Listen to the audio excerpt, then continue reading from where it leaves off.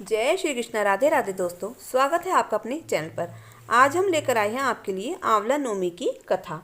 तो कार्तिक मास की शुक्ल पक्ष की नवमी को आंवला नवमी कहते हैं। जैसे नाम से ही पता चलता है कि इस दिन आंवले वृक्ष की पूजा की जाती है। प्रातः स्नान करके शुद्ध आत्मा से आंवले के वृक्ष के नीचे पूर्व दिशा में बैठकर पूजन करना चाहिए। पूजन के बाद उसकी जड़ में दूध अर्पित करना चाहिए। इसके बाद पेड़ के चारों ओर कच्चा धागा बांधना चाहिए। कपूर बाती या शुद्ध घी की बाती से आरती करते हुए 7 बार परिक्रमा करनी चाहिए। इसके बाद पेड़ के नीचे ब्राह्मण को भोजन कराकर दान दक्षिणा देनी चाहिए। इस दिन आंवले के पेड़ के नीचे बैठकर खिचड़ी का सेवन करने से, प्रसाद बांटने से, खुद खाने से मतलब बहुत ही पुण्य की प्राप्ति होती है। तो कथा इस प्रकार है। अब सुनाएंगे हम आपको कथा। एक आंवलिया राजा था जो रोजाना 1.25 मन सोने का आंवला दान करके जीमता था। एक दिन उसके बेटे बहू ने सोचा कि अगर इतना आंवला रोज दान करेंगे तो सारा धन खत्म हो जाएगा। बेटा बाप से कहने लगा कि ऐसे तो सारा धन लुटवा दोगे, अब आंवला दान नहीं करना है। राजा रानी दुख के मारे उजाड़ खेत में जाकर बैठ गए। उन्होंने वहां भूखे प्यासे बैठे हुए उन्हें 7 दिन हो गए। राजा आंवला दान नहीं कर सका और आंवला दान किए बिना खाना कैसे खाए। फिर भगवान ने सोचा कि अगर मैं इसका सत नहीं रखूंगा तो दुनिया में मुझको कोई नहीं मानेगा। भगवान ने राजा के सपने में कहा कि राजा उठ और देख, तेरे पहले के जैसा ही राजपाट हो रहा है। आंवले का पेड़ उग रहा है, उठकर आंवला दान करो और जीवो। राजा रानी ने उठकर देखा तो पहले जैसा ही राजपाट और सोने का आंवला हो रहा है। वे लोग रोजाना पहले की तरह 1.25 मन सोने का आंवला दान करने लगे। उधर बहू बेटे के अन्नदाता से बैर पड़ गया। आसपास के लोग कहने लगे कि जंगल में एक आंवलिया राजा रह रहा है, तो उनके पास चलो, वो तुम्हारा दुख दूर कर देंगे। वे लोग वहां पहुंचे तो रानी ने ऊपर से देख लिया। अपने आदमी से कहा कि इनको काम पर रख लो, इनसे काम तो कम करवाओ और मजदूरी ज्यादा देना। एक दिन रानी ने अपनी बहू को बुलाकर कहा कि बहू, मेरा सिर धो दो। बहू सिर धोने लगी तो बहू की आंख से आंसू निकलकर रानी के पीठ पर गिर गए। रानी ने पूछा कि बहू, तू रोने कैसे लगी, जैसी बात है बता। तो बहू बोली कि मेरी सास के पीठ पर भी ऐसे ही मस्सा था। वह भी 1.25 मन आंवला सोने का रोज दान करती थी।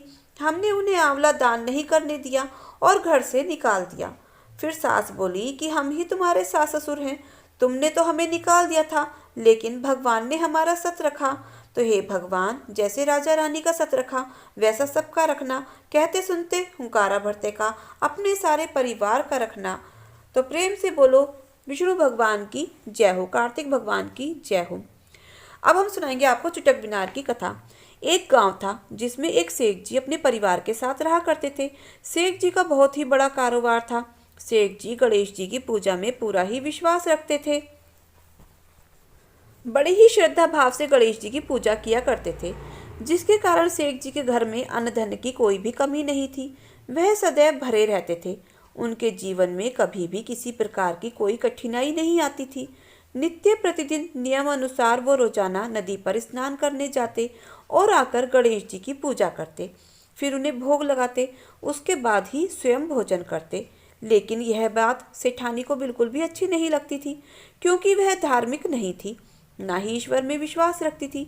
एक बार सेठानी ने सोचा कि यह इतना गणेश जी को मानते हैं, गणेश जी की पूजा करने से क्या होता है, आज देखती हूँ कि ये गणेश जी की पूजा कैसे करते हैं। यह सोचकर जब दूसरे दिन सेठ जी नदी पर स्नान करने के लिए जाते हैं तो सेठानी पीछे से गणेश जी की मूर्ति को उठाकर कपड़े से ढककर बगीचे में ले जाकर एक गड्ढा खोदकर जमीन में दबा देती है। जब सेठ जी स्नान करके घर पर आते हैं तो देखते हैं कि गणेश जी की मूर्ति मंदिर में नहीं है। तो वे सेठानी से पूछते हैं कि गणेश जी की मूर्ति मंदिर में नहीं है, कहाँ गई। तो इस पर सेठानी बोलती है, मुझे मालूम नहीं। तब सेठ जी घर में इधर उधर सब जगह मूर्ति को बहुत ढूंढते हैं, मगर मूर्ति नहीं मिलती। तो गणेश भगवान को भोग भी नहीं लगा पाते। तो इसलिए सेठ जी ने अन्न जल का त्याग कर दिया और सेठ जी गणेश जी से प्रार्थना करने लगे कि हे प्रभु, मुझसे ऐसी कौन सी गलती हो गई जो आप मुझसे नाराज होकर मुझे छोड़कर चले गए। अगर आप अपनी कृपा दृष्टि मुझ पर बरसाते हो तो हे प्रभु मुझे दर्शन दीजिए। तो सेठ ने मन ही मन सोचा कि जब तक मुझे गणेश जी की मूर्ति नहीं मिल जाती मुझे दर्शन नहीं देते थे तब तक मैं अन्न जल का त्याग करता हूँ। उस दिन पूरा दिन ऐसे ही निकल गया। शाम को सेठ जी भूखे प्यासे सो गए। गणेश जी सेठ जी के भक्ति से प्रसन्न हो गए। जब सेठ जी सो गए तो सेठ जी के सपने में गणेश भगवान एक चूहे के साथ खेलते हुए दिखाई देते हैं। सेठ जी चूहे को खाने के लिए लड्डू देते हैं। चूहा लड्डू लेकर बगीचे में जाता है और एक जगह से जमीन खोदने लगता है और लड्डू वहां पर डाल देता है। तभी अचानक से सेठ जी की नींद खुल जाती है। तो सेठ जी भागकर बगीचे में जाते हैं और उसी जगह को खोदते हैं जहां पर उन्होंने सपने में चूहे को लड्डू डालते हुए देखा था।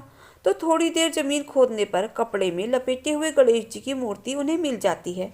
सेठ जी गणेश जी की मूर्ति को पाकर बहुत ही खुश होते हैं। मूर्ति को नहलाकर स्वच्छ करके मंदिर में स्थापित कर देते हैं।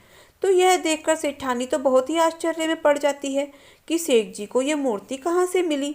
तब वह सेठ जी से पूछती है कि यह मूर्ति आपको कहाँ से मिली।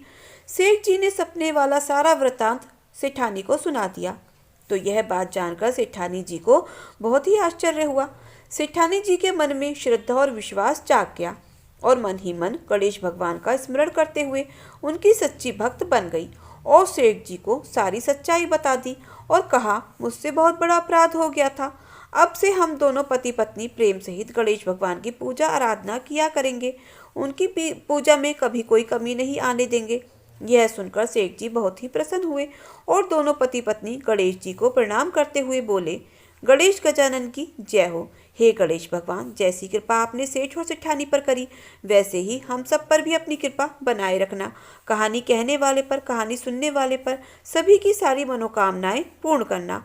तो प्रेम से बोलो, गणेश भगवान की जय हो।